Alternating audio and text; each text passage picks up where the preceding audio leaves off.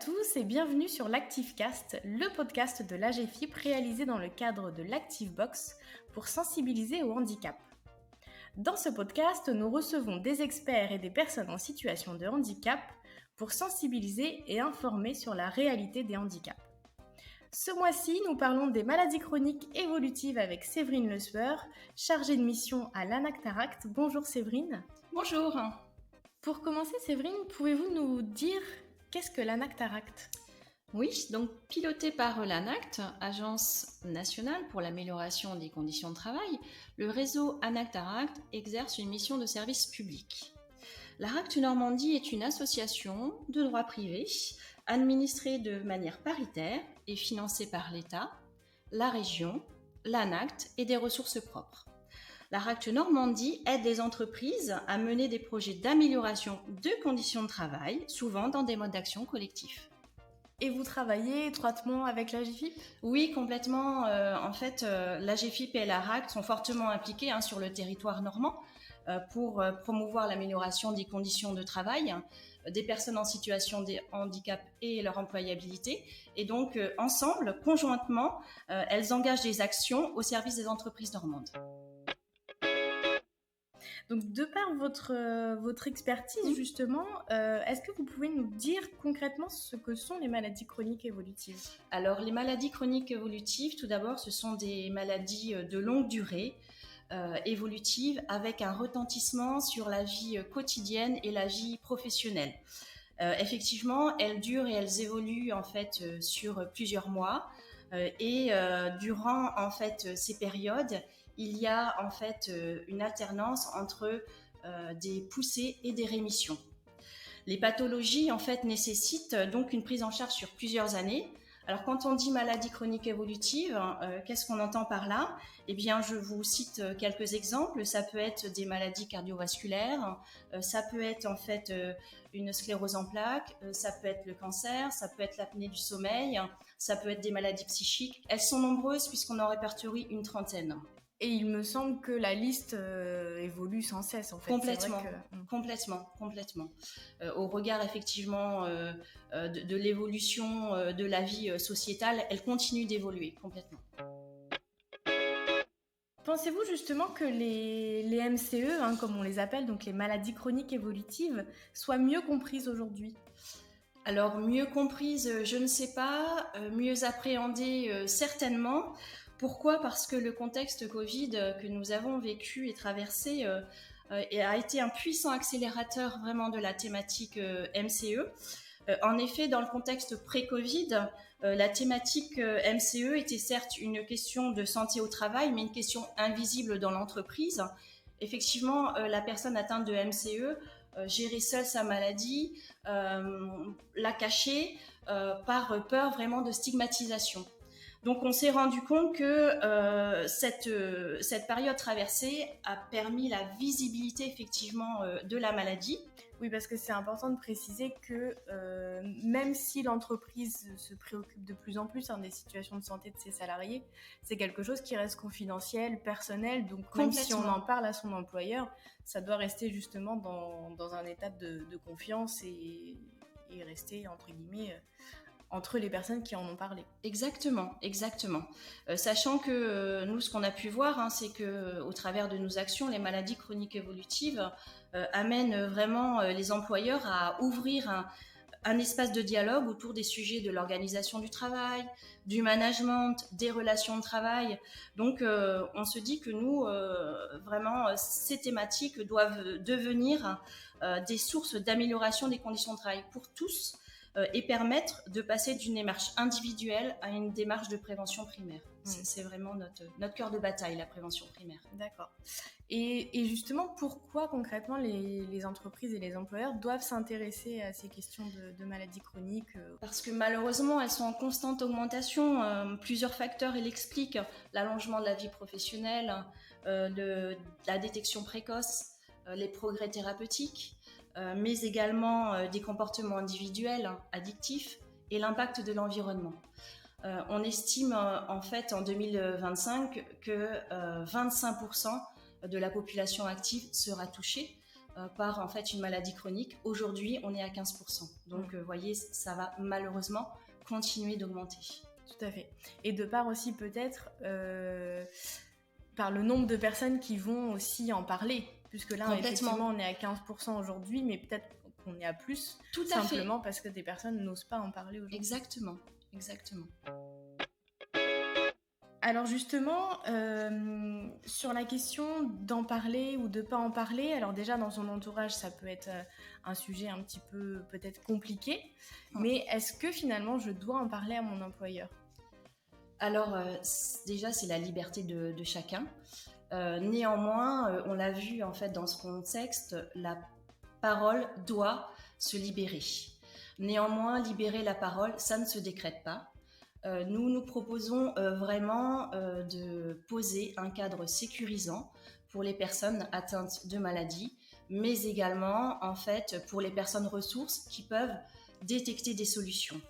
Donc, ce que nous en fait incitons à faire, c'est vraiment d'identifier les interlocuteurs légitimes, de détecter les signaux, de faciliter l'expression et de créer des conditions qui donnent des garanties de confidentialité. De la même façon, il faut appréhender les questions que les personnes peuvent se poser.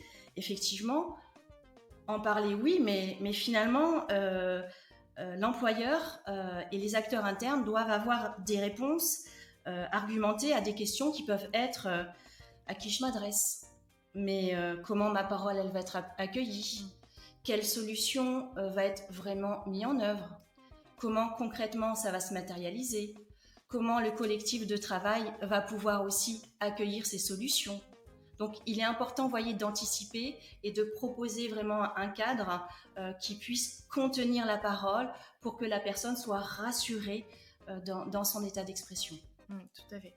C'est effectivement une question importante puisque finalement, quand on parle d'une maladie chronique d'un salarié, par exemple, c'est vrai que ça englobe finalement les autres salariés à côté. Complètement.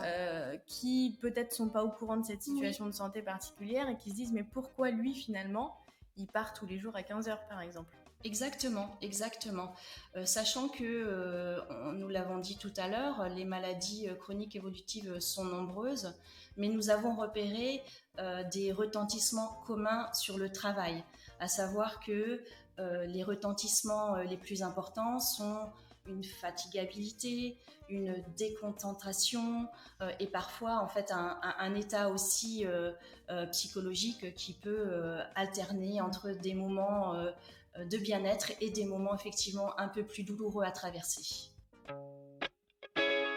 Alors justement, d'un point de vue de l'entreprise, comment gérer au mieux cet aspect justement individuel quand une personne vient nous parler en toute confiance de sa maladie, comment on gère cet aspect individuel au mieux pour cette personne, mais aussi collectivement, comment on peut apporter des solutions à chacun ?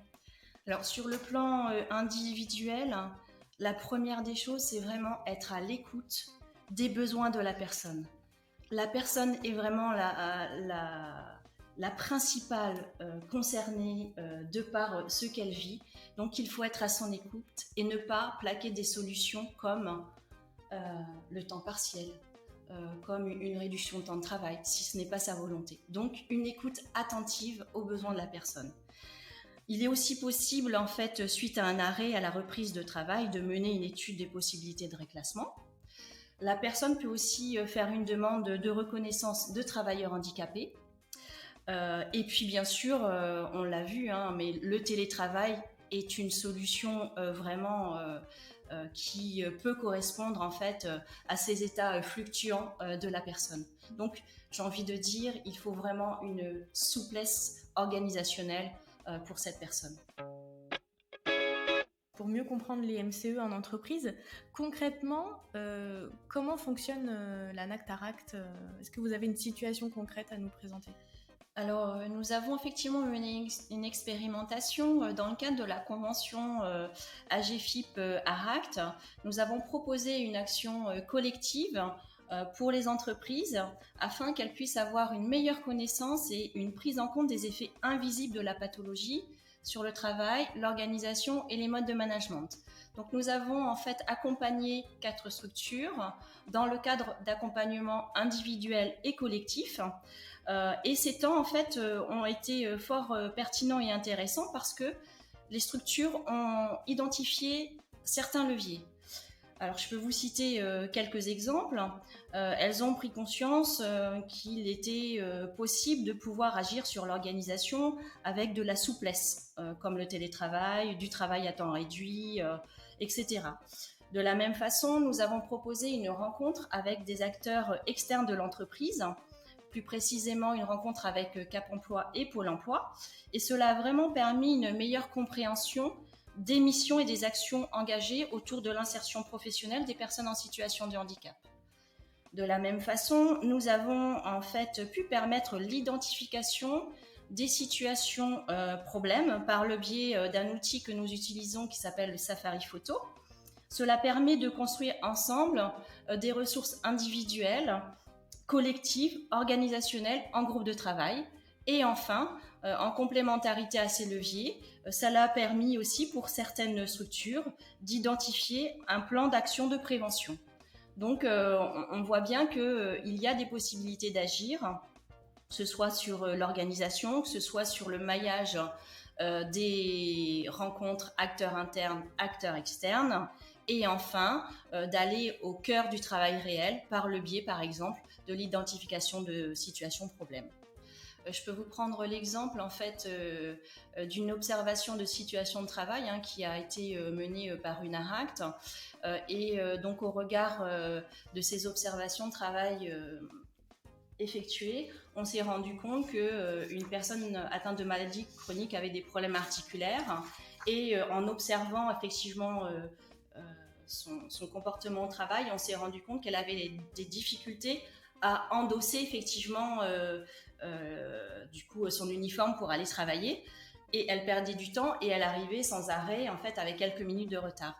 Quand on a observé, quand on a pris conscience effectivement de cette difficulté de mettre effectivement son costume son costume, eh bien, on a changé effectivement la gamme, et du coup, c'est tout le collectif qui s'est mobilisé pour choisir la gamme pour l'ensemble des salariés.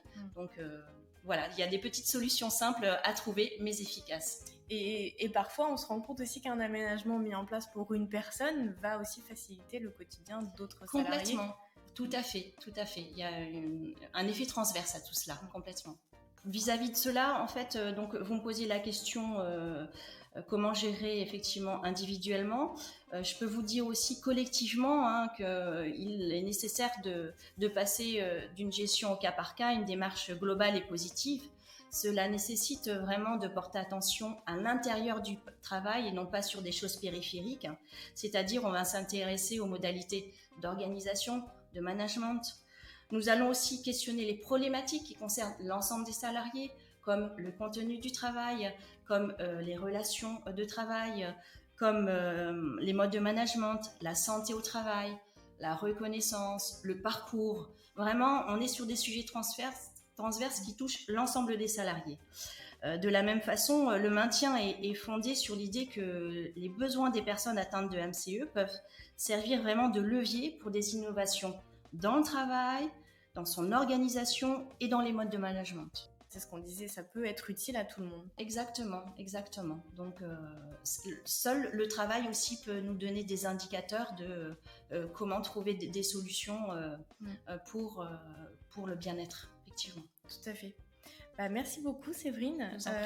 Donc ce qu'on peut retenir aujourd'hui effectivement, c'est que vous soyez concernés de près, de loin, que vous soyez salarié ou employeur, je pense que la solution c'est d'en parler tous ensemble, et c'est justement en parlant et en communiquant sur ces sujets le plus possible que les aménagements et que la vision des maladies chroniques évolutives pourra évoluer.